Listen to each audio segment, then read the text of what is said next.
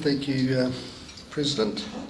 I feel a bit of a fraud talking about lobbying when I look around the room here and see ex-politicians and civil servants and others, but I hope I'm not telling you how to suck eggs, but I'll push on. So basically I'm going to talk a little bit about lobbying as a concept and what we do and how we do it and how it's changed. And then, as you heard, a little bit about the future political year. So I'd like to start the speech with a quote from an MP to a public relations conference back in 1993. Here's the quote. "I'm here to talk about lobbying government for two reasons. The first is that many people in your industry underestimate the value of influencing governments, and secondly, to try and make my life easier, because I have better things to do than to listen to people who don't have a clue how to influence me." Those are the words of the then MP for Wallace, who is now the Deputy Prime Minister, Bill English. Now, Bill summed that up pretty well about lobbying, and especially intelligent lobbying, and how it can be vital and how it can actually help the political process.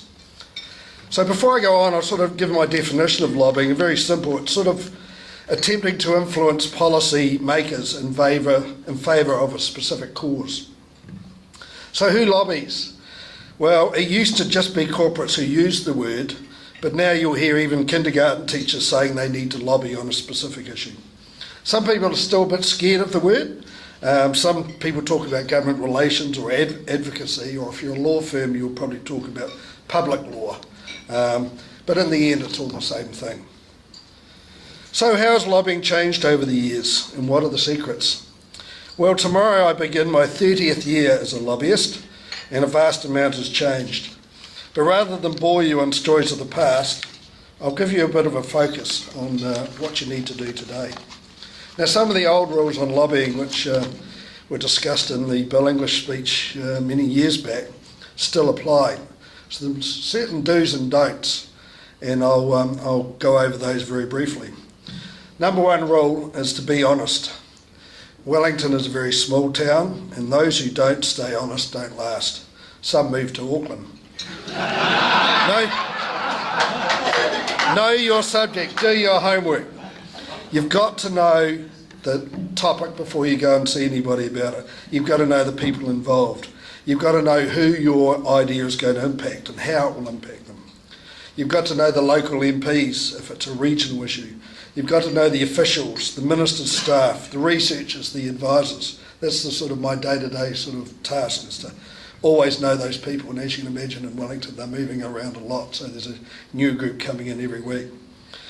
Sometimes you have to know the select committee process and the likes and dislikes of the MPs who are sitting on the select committee. You've got to find out what level the decision's being made.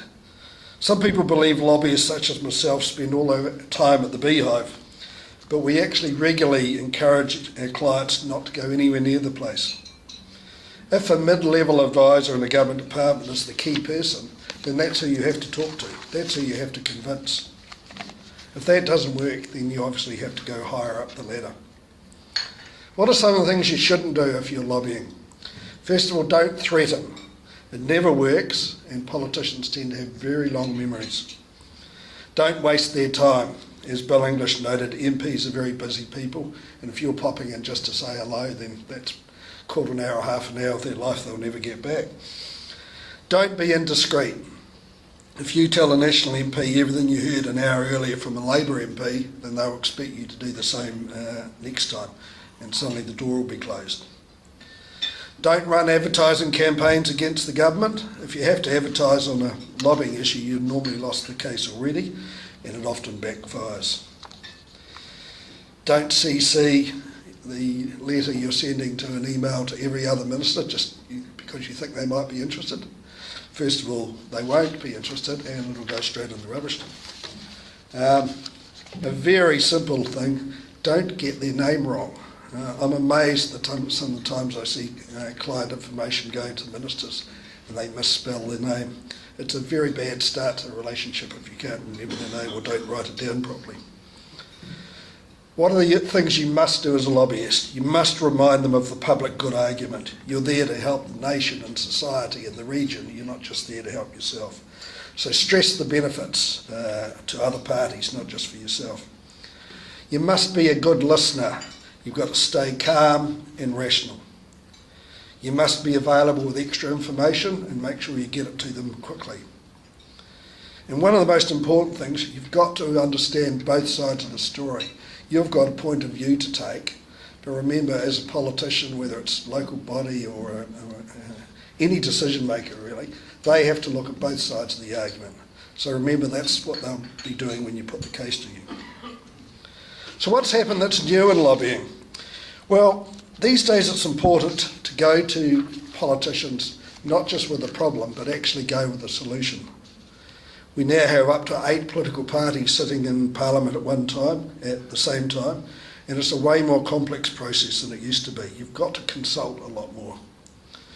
Pre-MMP, you could front up to a minister and put your case and hope that he or she would be convinced, and that was probably the end of it.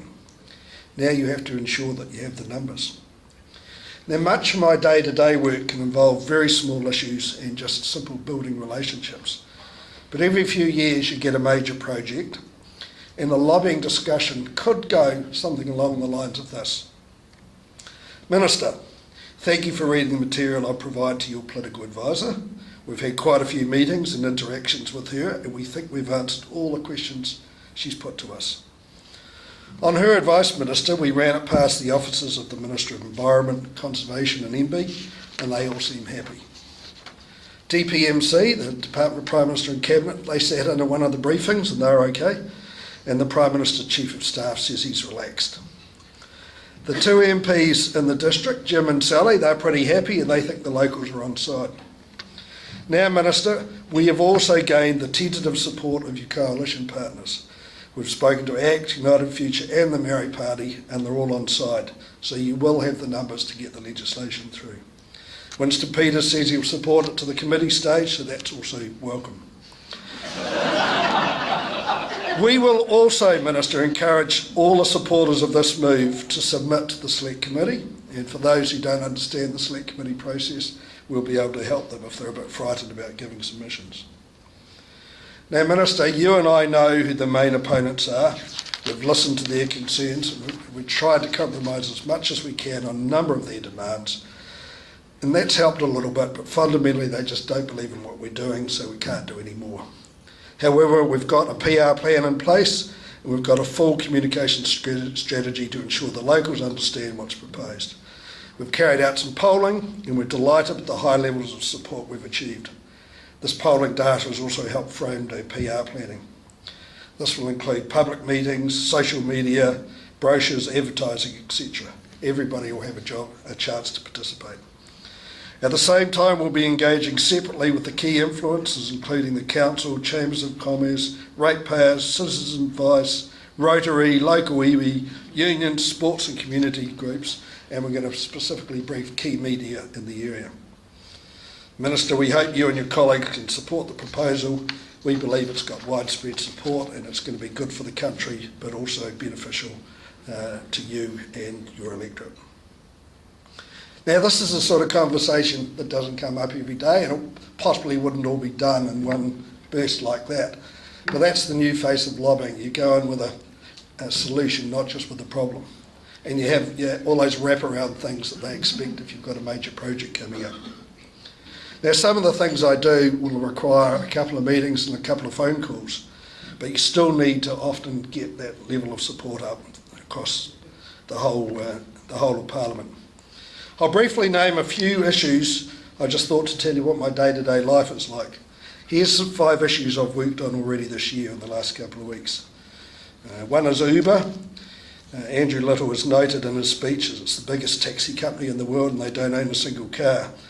So Saunders Unsworth have been working with them since they arrived in New Zealand to overcome some regulatory issues and to help their future growth. We're looking at a meeting with the Minister of Climate Change for OG, which was formerly Carter Holt Harvey.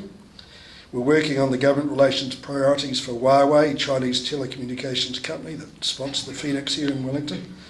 We're working on liquor issues in Kilburnie for independent liquor, and doing quite a bit of work for Nutricia, which is an infant formula company which invests large amounts in New Zealand but is no longer friends with Fonterra. So they're the sort of things that I work on a day-to-day basis. Any questions? You got any general lobbying issues, throw them into me at the end. Now, very briefly, what does I'm changing tack, what does the political year hold for us? Well, it's always tricky making predictions. Anything could turn up to prove me wrong. But with that caveat in mind, I am predicting an incredibly boring political year ahead of us. Why? Well, let's ignore TV, radio and newspaper political editors. Their job is to raise our interest and excitement about politics. It's mostly hype. In reality, you look at last year, not a lot happened. The breathless scandals that kept the TV going involved ponytail pulling, a massive trade agreement, Auckland house prices going up, milk prices going down, and a debate about the flag. Now, what impact did any of those issues have on the popularity of the government or the opposition parties? Well, in the words of Monty Python, not a sausage, bugger all. In fact, ignoring a few blips, the political polls haven't moved hardly for 2 years now. National has been ranging from roughly 47 to 51% in most of the polls, and Labour's been roughly 20% behind. So they're moving up and down a little bit, but generally the last couple of years have seen no change. The most exciting event last year really politically was when National got complacent in Northland and let Winston Peters win an electorate seat. Even then it could be argued that that only really mattered to those in Northland and in the Beltway political junkies in the press gallery. One of the key issues is obviously the economy. Tradition says that if most people are feeling that it's trundling along okay, then they don't care too much about politics. Yes, we've had low dairy returns, but we also have low inflation and mortgage rates. The economic vibe is generally pretty positive. So despite all the rhetoric, all the mini scandals and all the nonsense you hear on TV news every night, the key government is still very popular, and Labour and all the other parties have gained very little traction. So what lies ahead that can make a difference? Well, I don't see anything too scary. John Key could fall under a bus, but as you know, apart from here in Wellington, that doesn't happen very often. John Key could get caught in bed with a goat, but I have a feeling that the polls would probably bounce back a couple of weeks later and he'd still be okay. But seriously, that actually happened with the ponytail issue. If you remember, after he pulled the ponytail of the waitress in the restaurant, the media ran it non-stop every night. The news, all the TV channels, the newspapers, the whole lot. John Key's polls took a dip. However, after that, the media kept running it. Middle New Zealand got a bit tired of that blanket coverage. Then the sympathy factor kicked in. Most people thought, silly bugger, why did he do that? There was no malice there, he's apologised, and they moved on. But the media kept going. So a couple of weeks later, John Key's polling, and the private polling they did, was actually higher than what it was when he started. Because Middle New Zealand had enough of this. The press gallery was still going on, but they'd moved on. But putting aside the political phenomenon that is John Key, what have the other parties got to offer? Well, Labour has a new leader. Andrew Little's a great guy, friendly, intelligent, hard-working, genuine, but they're still struggling. And even some of the stroppiest comments you get from political commentators are from the left itself rather than from the right. Labour's worked hard on party unity and they've done a better job on that, except perhaps for last week. And they're reviewing their policies to make them more acceptable to Middle New Zealand. But unfortunately, in my thinking, the phone's still off the hook. With the Prime Minister in full stride, not many New Zealanders really care too much about the other political parties. Having said that, I struggle to understand how Labour couldn't support the TPP, and I think that will hurt them in their political credibility and their economic credibility in provincial New Zealand, where tariff reductions have really can have a major impact. Now, Labour announced yesterday they're going to abolish interest. They announced extra expenditure, 3 years of free education, tertiary education. Will that help them? I think it possibly could. If you remember back to 2005, they abolished interest charges on student loans. They won the next election quite easily. Of course, it was a bribe, just like the government's sudden rethink on Auckland transport. But clever bribes can have an impact. The Greens have a new populist, modern, friendly co-leader in James Shaw as well. He's already making his mark, and like Little, he's a genuinely nice guy. But the Greens still poll a lot better in the non-election years than they actually get on election day. And while they're still committed to only ever doing a coalition deal with Labour and not with National, that reduces their bargaining power a great deal. Often also, if you see the Greens going up in the polls at the same time as Labour goes down, it's a bit like a seesaw. You hardly ever see both sides climb at the same time, so the total centre-left block is not growing. Last of all, we have Winston Peters of the major players. Last week he gave his State of the Nation speech, and it ticked all of the usual boxes: too much Asian immigration, too much overseas investment, too many special deals for Maori. Now, he could be worth watching this year. He's a survivor, and he could have an impact eventually in the makeup of Parliament after the next election. But apart from that, that's it really. We've got some minor scandals, and these will get beaten up as the year goes on, no matter what they are. But I say, unless something totally strange and unexpected, I think this year could be quite dull. If I had to make one prediction for the next few years, if Labour's 3 free years of tertiary education policy actually gets some traction, expect Stephen Joyce to be announcing it as government policy in a couple of years' time. Thank you. Happy to take questions.